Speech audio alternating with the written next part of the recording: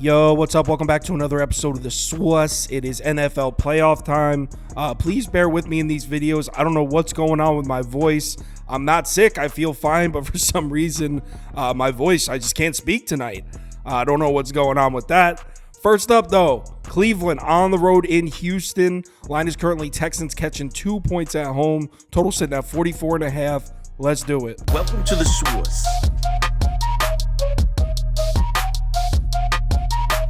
The SWUS. SWUS.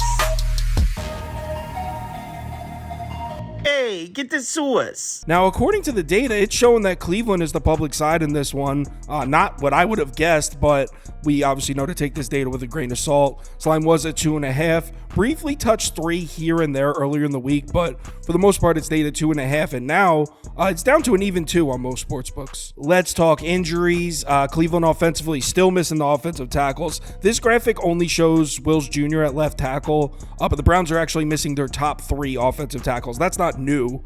That's been the case for over a month now.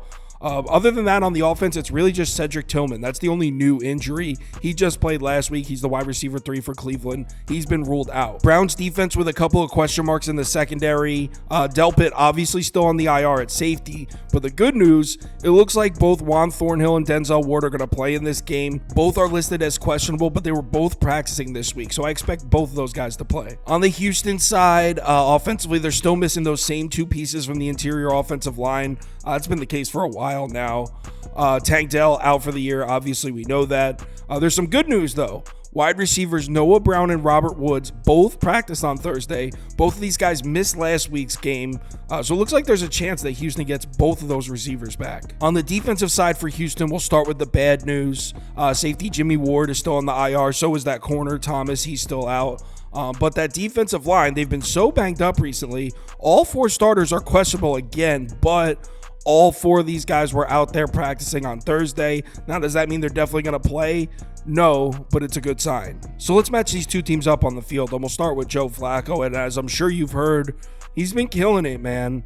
Since taking over at starting quarterback for PJ Walker in week 13, Flacco has been a hero for this Cleveland Browns franchise. In weeks 13 through 17, amongst 41 qualified quarterbacks, Flacco's 9th in yards per attempt, 1st in passing touchdowns, 4th in pressure to sack rate. During that span, the Cleveland offense is averaging 28.6 points per game and over 387 yards per game. That being said, it hasn't all been sunshine and rainbows. I mean, if you look at some of Flacco's numbers here, just 19th in passer rating, 30th in completion percentage, 41st in interceptions. He's been throwing some picks, and 24th in turnover-worthy play rate. And if you look at some advanced metrics, they're really not that high in this Browns passing attack during the Flacco tenure here. During that span, they're 25th in EPA per play, 25th in EPA per dropback, 21st in success rate per dropback. So yeah, Flacco's definitely been pretty good since taking over at quarterback for Cleveland, but there's a lot of numbers here that indicate there's some negative regression coming. I suppose it's good news for Flacco that he's matched up against a Houston Texans defense that he played pretty well against earlier in the year.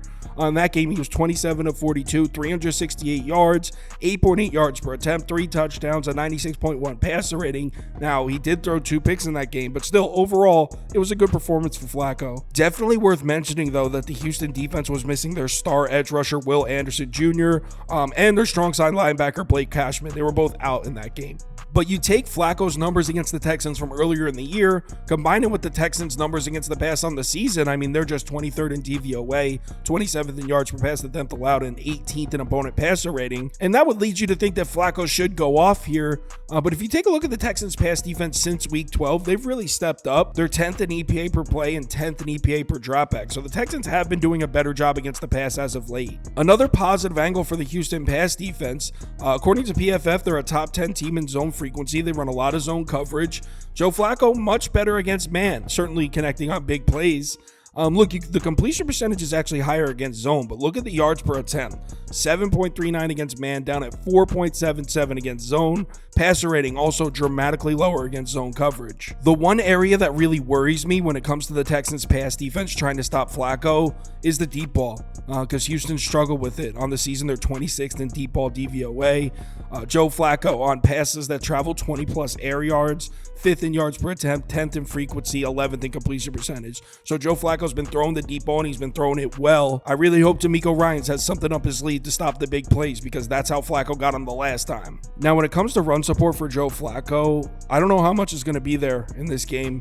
On the season, Cleveland hasn't had a run game at all. Just 23rd in DVOA, 26th in yards per carry, 26th in adjusted line yards. In their last matchup, Cleveland wasn't able to run the ball at all. In fact, they had 30 carries for just 54 yards on the ground, just 1.8 yards per carry. And the Houston run defense has been solid as hell this year. Yes, they did get cooked on the ground last week by the Colts. The Colts had 37 carries, 227 yards in that game. But look at the previous 6 games before the Colts. Just 2.71 yards per carry allowed on 75 rushing yards per game allowed. And if you remember, I talked about this in the Colts-Texans game last week in my breakdown of that game. It seems like the Texas run defense is elite at shutting down bad rushing attacks and struggle against good ones. Texans on the season against teams that rank in the top 12 of rushing DVOA, they're allowing 4.73 yards per carry and 131 rush yards per game. So they've struggled against good rushing attacks. But look at the Texans' numbers against teams outside the top 12 of rushing DVOA. Just 77.6 rushing yards per game, 2.84 yards per carry. This team has shut down bad rushing attacks, and Cleveland is most definitely a bad rushing attack. Situational stats on this side of the ball, edge definitely goes to Houston's defense. They're 5th on third downs, 12th in the red zone. Cleveland offensively is 29th and 15th. Overall on this side of the ball, I actually like this matchup for Houston's defense. I think Joe Flacco and the Cleveland Brown offense is going to struggle to consistently move the chains in this one. Now, the numbers indicate that the deep ball, the big play, should be there for the Browns, but I don't like betting on offenses that are reliant on that because just sometimes it just doesn't work. The ball's just a foot off target. Sometimes it just doesn't work. So yeah, maybe the big plays are going to be there, but if you ask me, Kyle, do you think the Cleveland Browns offense can consistently get first downs against this Houston defense? I'd lean towards no. Now let's flip it over to the other side of the ball, and as we know, the Cleveland Browns pass defense is absolutely elite. 2nd in DVOA, 2nd in opponent passer rating, 2nd in yards per pass attempt allowed on the season. But what do we keep saying about this Cleveland Browns defense? They are night and day different as far as at home in Cleveland and on the road. On the season, the Cleveland Browns are allowing 13.9 points per game, which is first. 4.0 yards per pass attempt, first. Over a 10% sack rate, second. Those are the numbers at home. On the road, they're 32nd in points per game allowed, 17th and 23rd. So they're actually a bottom half defense on the road this year. And if you're thinking, oh, well, maybe they just had really tough matchups. Maybe they played a bunch of good quarterbacks on the road.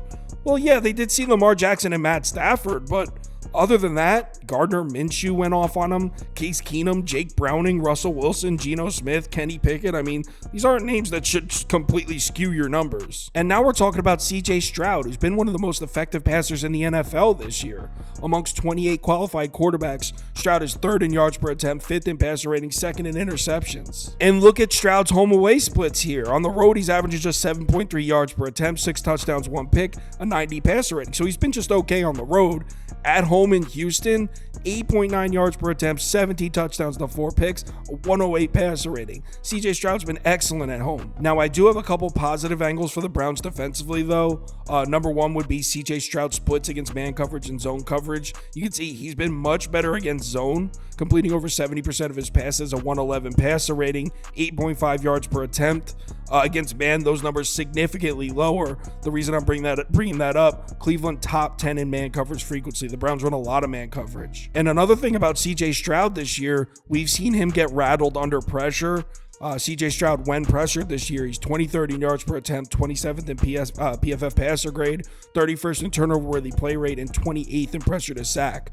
When he's given a clean pocket, one of the best quarterbacks in the NFL. So really, the handicap on this side of the ball comes down to a personal preference. It's which splits do you find to be more significant? Do you like CJ Stroud's numbers at home against the Browns' bad defensive numbers on the road? Or do you like CJ Stroud's weaker splits against man coverage and against pressure against a Browns defense that pressures the quarterback and runs a lot of man? It's really a personal preference. As far as Houston getting the run game going here, it's going to be tough sledding.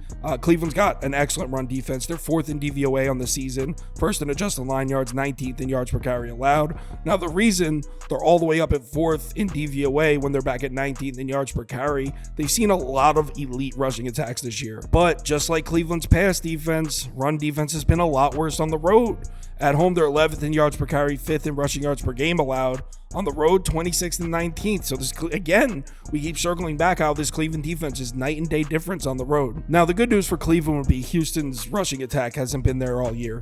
On the season, they're 30th in DVOA, 21st in adjusted line yards, 29th in yards per carry. They did average 4.5 yards per carry against Cleveland earlier in the year, but it was only 16 carries, 72 yards. Browns took an early lead in that one, and Houston was pretty much forced to abandon the run. One thing you can say about the Houston rushing attack is they've definitely been much better in the second half of the season, basically since Singletary took over as RB1. In the first 8 games when Dameon Pierce was the main guy, they averaged just 91 rushing yards per game on 3.22 yards per carry. In the last 8 games since then, 108 yards per game on 4.3 yards per carry. Situational stats on this side of the ball. Edge definitely goes to the Browns defense on third downs. They're first in third downs in the Texans offense all the way back in 19th. But in the red zone, the edge definitely goes to Houston, 32nd to 16th. Got an underdog pick 'em in this one. It's a 3-pick, so it pays out 6 times. I'm going with Joe Flacco, lower pass yards. David Njoku, lower receptions. CJ Stroud, higher rush yards. Like I said, it's a 3-pick, so it pays out 6 times. If you don't have an Underdog fantasy account, it's available in any state highlighted on this map. So if you're in one of the states highlighted in yellow, head over to the website, Underdog Fantasy, or you could download the app. When you make your account, make sure you use the promo code BET, B-E-T. That'll get you a $100 deposit bonus match. So you deposit $100, they will give you a free $100 to play with. As far as when I'm betting in this game, I am on the Houston Texans. I'm taking the better quarterback here. I think we're going to see some regression from Joe Flacco, maybe a turnover or 2. I think the Houston defense is going to step up, which is why I'm also playing the under at 44 or 44 and a half, whatever it's at. I'm going to play the under as well. And I really think, like I said, I think the Texans defense is going to show up. I don't think the run game is going to be there for Cleveland. And CJ Stroud has shown us that even when the defense shows up against them, if you just give him a split second extra in the pocket, he will make the play. I also think he's going to make some plays with his legs too. So give me Houston +2. Give me the under at 44 and a half. Let's go. If you want my top bets for all sports, parlays of the day, or you want to join our Discord, head over to KyleKirms.com. The information's right there on the homepage. NFL playoffs are officially here. Let's have ourselves a great weekend. Remember to bet responsibly, and I will talk to you in the Discord.